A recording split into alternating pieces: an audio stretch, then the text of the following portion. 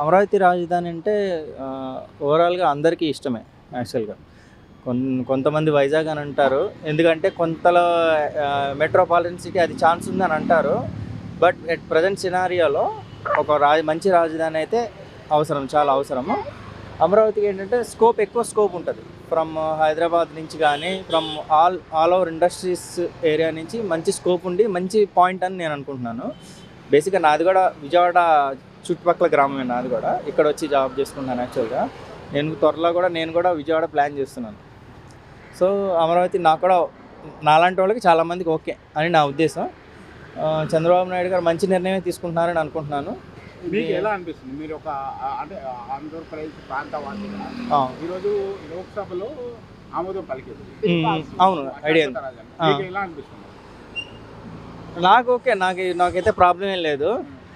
అంటే కొంచెం వెయిట్ చేయాలి, ఇంకా డెవలప్మెంట్ అంటే ఇంకో టైం ఉంది. సో ఇంకా వెయిట్ చేయాలని నా ఉద్దేశం. ఇంకా కొంచెం అప్పుడే వెంటనే అన్నీ అవ్వవు, అన్ని పనులు, అన్ని ఇండస్ట్రీస్ రావాలి. సో కొంచెం టైం ఇవ్వాలని కోరుకుంటున్నాను నేను కూడా. వెయిట్ చేస్తే నాకైతే అమరావతి బ్రైట్ ఫ్యూచర్ అనిపిస్తుంది నాకైతే. సో ఆ ఏరియాలో మంచి మంచి డెవలప్మెంట్ జరుగుతాయి, ఇండస్ట్రియల్ పరంగా అంతా బాగుంటుంది అని నా ఉద్దేశం. Okay, thank you. ఆయన ఏదో ఒకప్పుడు సీఎంగా చేసిండు, తప్పించుకొని బెంగళూరులో ఉంటుండు, కర్ణాటకలో ఉంటుండు. ఆయన పరంగా ఆయన బాగానే ఉంటుండు. ఆయన కార్యకర్తలను ఇదే మాట అడిగితే వాళ్ళు ఎక్కడ మొక్కలు పెట్టుకుంటారు? అయ్యా, మీ సీఎం గారే 3 రాజధానులు కావాలని చెప్పింది కదా, మరి అప్పుడు ఏమైంది? అప్పుడు ఏమని ఆయన 3 రాజధానులు కావాలని చెప్పి అన్నారు. అప్పుడు తెలియలేక అన్నాడా, లేక అది తెలియతాడు అన్నారా? ఇప్పుడు ఒక్క రాజధాని చేస్తామంటే ఆ ఒక్క రాజధాని కూడా వద్దని చెప్పి అంటారంటే ఏది ఉన్నా కానీ టీడీపీ ప్రభుత్వాన్ని వ్యతిరేకించాలని చెప్పి మాట మాట్లాడుతుంది. అందులో అర్థపార్థం అనేది ఏది లేదు. ఇప్పుడు రాజధాని అనేది లేకుండా పనులు అనేది ఎలా జరుగుతాయి? ఒక చిన్న ప్రశ్న, ఒక రైతైనా కానీ తనకి ఏదైనా అవసరం వచ్చింది, లేకపోతే తన పొలం మీదనే ఏదో ఎరువులు అవసరం పడ్డాయి, లేదా ఇంకెవరైనా కబ్జా చేసిండ్రు, ఎక్కడ పోతాడు? పోలీస్ స్టేషన్కి పోతాడు. పోలీస్ స్టేషన్కి పోయి కంప్లైంట్ ఇస్తాడు. వాళ్ళు ఏమంటాడు? నువ్వు కోర్టుకు వెళ్ళాడు. కోర్టు ఎక్కడ ఉండాలి? రాజధానిలో కదా ఉండేది. ఏ వ్యవస్థ అయినా కానీ ఒక రాజధాని అనేది ఉంటే రాజధాని నుంచి మొత్తం పాలనా వ్యవస్థ అని చెప్పేసి ఉంటుంది. ఆ పాలనా వ్యవస్థ సక్రమంగా జరగాలంటే దానిపైన ఉండే లీడర్ కూడా సరిగా ఉండాలి. ఇప్పుడు ఈ జగన్మోహన్ రెడ్డి గారు మాట్లాడే మాటలు ఎలా ఉన్నాయంటే పిచ్చోడి చేతిలో రాయి ఇచ్చినట్టే ఉంది. అయితే నేను తల బాదుకుంటా, లేకపోతే ఎదుటిని తల కొడతా అని చెప్పేసి ఆయన ఉన్నప్పుడు 3 రాజధాని కావాలని చెప్పేసి ఇప్పుడు రాజధాని అవసరం లేదంటే ఆ రకంగా కనిపిస్తుంది. అన్న, ఇప్పుడు అమరావతి వల్ల రాష్ట్రం ఖచ్చితంగా అభివృద్ధి చెందుతుంది అని చెప్పేసి మీరు నమ్మకంగా చెప్పగలరా? ఖచ్చితంగా చేస్తుందండి. అక్కడ ఉన్నది ఎవరు? నారా చంద్రబాబు నాయుడు. ఒకప్పుడు తెలంగాణ అనేది ఎవరికి తెలీదు. నేను చెప్పేది ఏంటండి, ఒకప్పుడు తెలంగాణ అనేది ఎవరికి తెలీదు. ఎప్పుడైతే ఐటీ హబ్ అని చెప్పి పడిందో అప్పటి వరకు కూడా బెంగళూరు మాత్రం తెలుసు ఎవరికైనా కానీ. ఐటీ హబ్ పడ్డదాత దేశానికి తెలిసింది తెలంగాణ కూడా ఉందని చెప్పేసి, తెలంగాణలో హైదరాబాద్ కూడా ఉందని చెప్పేసి. అటువంటి పేరు ప్రఖ్యాతలు తీసుకురావడంలో చంద్రబాబు నాయుడు గారు అప్పట్లోనే సత్యనారాయణ, అఫ్కోర్స్ ఆయన మీద కొన్ని ఎలిగేషన్స్ వచ్చినాయి, అది వేరే విషయం. ఐటీని అనేది అభివృద్ధి చెందేలా చేసిండు. అదే పని ఇప్పుడు ఆంధ్రాలో ఉండి రాజధానిని నిర్విఘ్నంగా, అంటే ఎటువంటి ఆటంకాలు లేకుండా ఆమోద ముద్ర వేయించుకున్నాడు. దాంట్లో ఐటీని కూడా తీసుకొస్తాడు. ఆయన ఐటీని తీసుకొచ్చేసి అభివృద్ధి కూడా చేపిస్తాడు. భూములు లాక్కొని చాలా కుంభకోణాలు చేస్తున్నారని చెప్పేసి కూడా ఆరోపణలు వస్తున్నాయి. ఈ ఆరోపణలు చేసే వాళ్ళకు ఆధారాలు ఉండేయండి. క్లియర్గా ఆధారాలు ఉన్న వాళ్ళైతే ఎప్పుడో కెమెరా ముందుకు వచ్చేవాళ్ళు, ఆధారాలు క్లియర్ చూపించేవాళ్ళు. ఏదో రాయి వేయాలి అంతే, తగలకపోతుందా అనే ధ్యాసలోనే కొడుతున్నారు. ఇప్పుడు ఆ రైతులే క్లియర్గా అన్నారు, అమరావతి రాజధాని కోసం మేమే స్వచ్ఛందంగా మా సలహాలను ఇస్తామని చెప్పేసి. ఆ వీడియోలు కూడా మన దగ్గర చాలా ఉన్నాయి. అటువంటిది వీళ్ళు అవన్నీ మర్చిపోయేసి ఏదైనా సరే వ్యతిరేకిద్దాం అంతే. మనం అభివృద్ధి చేయొద్దు, అభివృద్ధి చూపించొద్దు. ఆ 11 మంది ఎమ్మెల్యేలు కూడా నెక్స్ట్ ఉంటారన్న గ్యారంటీ వాళ్ళకి లేదు. జస్ట్ రాయి వేద్దాం, అదే ధ్యాసలో తిరుగుతున్నారు వీళ్ళు అంతే తప్ప అభివృద్ధి అనేది కానీ, రాష్ట్రం అభివృద్ధి చెందాలని చెప్పేసి కానీ, రాష్ట్రంలో ప్రజలు బాగుపడాలని చెప్పేసి కానీ వీళ్ళకైతే అనిపించడం లేదు. ఓకే అన్న, ఖచ్చితంగా అమరావతి వల్ల ఖచ్చితంగా డెవలప్ వస్తుంది. చంద్రబాబు నాయుడు గారు అంటే ఫిజికల్గా చేపట్టుకోకపోయినా మెంటలీగా ప్రతి ఒక్కరిని చేపట్టుకొని ముందు నడిపిస్తారు. ఈరోజు పార్లమెంట్లో ఏదైతే అమరావతి సంబంధించిన చట్ట సవరణ తీసుకురావడం జరిగింది. ఈ చట్ట సవరణకి ప్రధానంగా అన్ని రాజకీయ పార్టీలు మద్దతు ఇవ్వడం అనేది చాలా గొప్ప విషయం. అందులోనూ ప్రధానంగా కాంగ్రెస్ పార్టీ మద్దతు ఇవ్వడం ఇంకా చాలా పెద్ద విషయం. ఎందుకంటే రాష్ట్ర విభజన జరిగినప్పుడు కాంగ్రెస్ పార్టీ ఎక్కడ కూడా అంటే 2 రాష్ట్రాలకి సమన్యాయం చేయడంలో విఫలమైంది. ఏకపక్ష నిర్ణయం తీసుకోవడం వల్ల ఈరోజు ఆంధ్ర రాష్ట్రానికి రాజధాని కట్టుకోవడానికి కూడా డబ్బులు లేక కేంద్ర ప్రభుత్వం మీద డిపెండ్ అవడానికి ఆ రోజు కేంద్రంలో అధికారంలో ఉన్న కాంగ్రెస్ పార్టీ ఒక ప్రధానమైన కారణం. వాళ్ళే ఈ ప్రొసీడింగ్ అంతా కూడా వేగంగా తీసుకొచ్చారు. సో ఇంకో ప్రధాన అంశం ఏంటంటే ఈరోజు వాళ్ళే ఎందుకు మద్దతు ఇచ్చారంటే కనీసం ఈ అమరావతి సంబంధించిన క్యాపిటల్ ఇష్యూ మీద మనం మద్దతు ఇవ్వగలిగితే రేపు ఏపీలో కొంతైనా స్కోప్ ఉంటుంది కాంగ్రెస్ పార్టీకి. ఇప్పుడు షర్మిల గారు ఏపీ మొత్తం కూడా ప్రచారం చేస్తారు, పాదయాత్ర చేయడం కూడా సిద్ధమవుతారు. సో సెంట్రల్ గవర్నమెంట్లో రేపు రావాలన్నా ఏ ప్రభుత్వం రావాలన్నా ఖచ్చితంగా రేపు ఆంధ్ర రాష్ట్రం సంబంధించిన పార్లమెంట్ సభ్యులు చాలా కీలకం. ఈరోజు బీజేపీ పార్టీ రెండోసారి నరేంద్ర మోడీ గారు మూడోసారి కేంద్రంలో అధికారంలో ప్రధానమంత్రిగా ఉన్నా బీజేపీ పార్టీ అధికారంలోకి వచ్చినా అది కేవలం ఆంధ్ర రాష్ట్ర ఎంపీల ద్వారానే ఈరోజు అధికారంలో ఉన్నారు. కాబట్టి రేపు రాబోయే ఎన్నికల్లో కూడా ఆంధ్ర రాష్ట్ర ఎంపీలు చాలా కీలకం. కాబట్టి ఈరోజు పార్లమెంట్లో ఉన్న సభ్యులు కాంగ్రెస్ పార్టీ సభ్యులు కూడా మద్దతు ఇవ్వడం జరిగింది.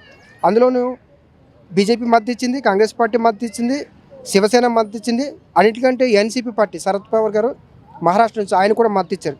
ఇది చాలా గొప్ప విషయం. ఎందుకంటే మహారాష్ట్ర సంబంధించిన ఎంపీలు ఇందులో మద్దతు ఇవ్వాల్సిన అవసరం కూడా లేదు, కానీ మద్దతు ఇచ్చారు. ఎందుకంటే విశాఖపట్నం సంబంధించిన అంశాల మీద, అమరావతి సంబంధించిన అంశాల మీద జాతీయ స్థాయిలో చర్చ జరగడమే కాకుండా గత 2014లో రాష్ట్ర విభజన పూర్తయితే ఈరోజు 2026 అంటే 12 సంవత్సరాలు పూర్తయినా సరే రాష్ట్ర విభజన పూర్తయ్యి ఈరోజు ఆంధ్ర రాష్ట్రానికి ప్రధానమైన ఒక అంటే ఆదాయ వనరుగా ఉండాల్సిన రాజధాని లేకపోవడం చాలా బాధాకరం, విచారకరం. కాబట్టి ఈరోజు వాళ్ళందరూ కూడా వాళ్ళకి అర్థమైంది ఆంధ్ర రాష్ట్రానికి రాష్ట్ర విభజన సందర్భంగా ఆంధ్ర రాష్ట్రానికి అన్యాయం జరిగిందని వాళ్ళందరూ కూడా నమ్మారు. కాబట్టి ఈ యొక్క బిల్లుకి మద్దతు తెలిపారు. కాబట్టి మన రాష్ట్రంలో ఉన్న వాళ్ళు కూడా వైసీపీ పార్టీ వాకౌట్ చేయడం జరిగింది, మిథున్ రెడ్డి గారు. సో రాష్ట్ర అభివృద్ధి కోసం అందరూ కలిసి వస్తే అది రాష్ట్ర అభివృద్ధికి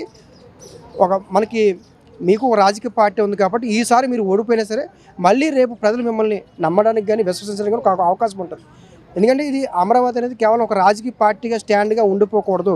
అన్ని రాజకీయ పార్టీలు సెంట్రల్లో పార్లమెంట్లోనే అన్ని రాజకీయ పార్టీలు కలిసి ఈరోజు మద్దతు ఇస్తే రాష్ట్రంలో రాజకీయ పార్టీ మద్దతు ఇవ్వకపోవడం చాలా బాధాకరం. అన్నిటికంటే ప్రధాన అంశం ఏంటంటే 2024 జూన్ 2 నుంచి ఆంధ్రప్రదేశ్ రాజధానిగా అమరావతిని ప్రకటించారు. 2024 అంటే విభజన చట్టం 2014 సెక్షన్ 52ని సవరించారు. మనకి ఎప్పుడైతే 2014లో రాష్ట్ర విభజన పూర్తయింది, అందులోనే సెక్షన్ 52 ఏదైతే ఉందో అది ఉమ్మడి రాజధానిగా హైదరాబాద్ని 10 సంవత్సరాలు ఉంచారు. అంటే 2014 టు 2024 2024 జూన్కి పూర్తయింది. కాబట్టి 2024 జూన్ నుంచి ఆంధ్ర రాష్ట్ర రాజధానిగా ఇది నోటెడ్ చేయడం జరిగింది. కాబట్టి కేంద్ర హోంశాఖ బిల్లును తయారు చేయడం జరిగింది. 2 గంటలు ఈ యొక్క బిల్లును పూర్తిగా చర్చ జరిగింది పార్లమెంట్లో. మూజువాని ఓటుతోటి ఆమోదం తెలపడం జరిగింది. మూజువాని ఓటు ఎప్పుడు కూడా కౌంటింగ్ చేయరు. ఎందుకంటే మూజువాని ఓటు అంటే అందరూ కూడా వాయిస్ ఓటు ఇస్తారు. ఇప్పుడు అమరావతి బిల్లు ఎలాగైతే ఏపీలో అసెంబ్లీలో ఏ రకంగా అయితే చేశారో పార్లమెంట్లో కూడా మూజువాని ఓటుతో ఆమోదం తెలిపారు. కాబట్టి ఖచ్చితంగా ఏదైతే అమరావతి బిల్లు ఉందో అది ఈరోజు పార్లమెంట్లో ఆమోదం తెలిపారు. రేపు అది రాజ్యసభలోకి వెళ్తుంది. రేపు రాజ్యసభలో ఆమోదం తెలిపిన తర్వాత అది రేపు ఎల్లుండు రాష్ట్రపతి గారికి వెళ్తుంది. రాష్ట్రపతి గారికి వెళ్ళిన తర్వాత రాష్ట్రపతి గారు ఆమోదం తెలిపిన తర్వాత అప్పుడు ఆంధ్ర రాష్ట్ర రాజధాని అమరావతిగా ఒక చట్ట రూపం దాల్చే అవకాశం ఉంటుంది.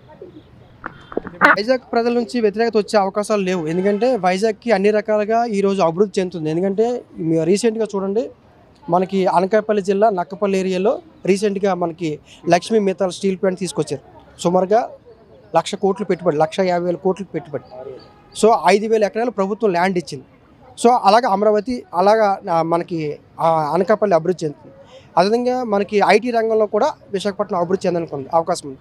విశాఖపట్నం ఇండస్ట్రియల్ ఏరియా అనేటువంటి అసితాపురం ఇండస్ట్రియల్ ఏరియా కూడా డెవలప్ అవుతుంది. సో ఒక విశాఖ స్టీల్ ప్లాంట్ ప్రైవేటీకరణ అంశం ఒకటే ఈ కూటమి ప్రభుత్వం మీద కానీ సెంట్రల్ గవర్నమెంట్ మీద ఉంది.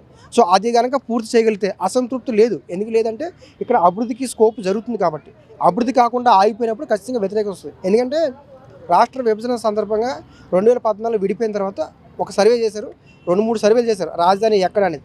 ఆ సర్వేలో నేను కూడా పాల్గొన్నాను. విశాఖపట్నం కనుక రాజధాని కానీ ఏర్పాటు చేస్తే ఇక్కడ భూములు అటు భీమిలి నుంచి కానీ ఇటు మనకి అసితాపురం నుంచి మొత్తం చుట్టూ సముద్రాలు. అంటే రాజధాని పెంచడానికి కానీ రాజధాని పెంచాలంటే స్థలాలు కావాలి. సో ఆ రకమైన చుట్టూ సముద్రం ఉంది. కాబట్టి రాజధాని దూరం పెంచడానికి అవకాశం ఉండదు. అంటే చుట్టూ పెద్ద ఇప్పుడు హైదరాబాద్ నుంచి మనకి 150 కిలోమీటర్ల వరకు దూరం ఉంది. కానీ విశాఖపట్నం లేదు, కేవలం ఒక 30 కిలోమీటర్లు, 18 కిలోమీటర్లు, 20 కిలోమీటర్ల లోపే ఉండిపోవాలి. కాబట్టి అలాంటి స్థలాలు కూడా తక్కువ ఉన్నాయి.